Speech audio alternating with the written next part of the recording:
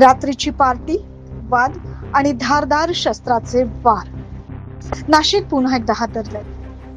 विश्वासघाताचा थरार बघायला मिळालाय देवळाली गावात. एका 36 वर्षीय तरुणाची निर्घृण हत्या झाल्याचा प्रकार समोर आला. पाहूया सविस्तर बातमी. नाशिकच्या देवळाली परिसरात जुन्या वादातून घडलेल्या हृदयद्रावक घटनेने परिसरात मोठी खळबळ उडाली. मित्रानेच मित्रावर धारदार शस्त्राने सपासप वार करत त्याची निर्घृण हत्या केल्याचा धक्कादायक प्रकार समोर आलाय.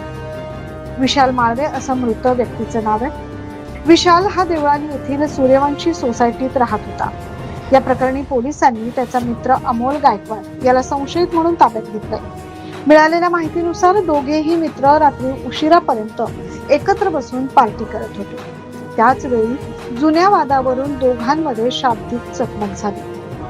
हा वाद काही क्षणातच विकोपाला गेला आणि रागाच्या भरात अमोलने धारदार शस्त्राने विशालवर सपासप वार केल्याचा आरोप करण्यात आलाय.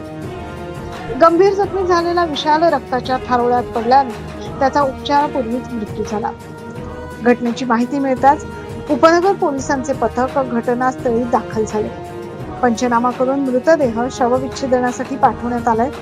दरम्यान घटनेनंतर पळून जाण्याच्या तयारीत असलेला संशयित अमोल गायकवाड याला पोलिसांनी तातडीनं ताब्यात घेतलंय.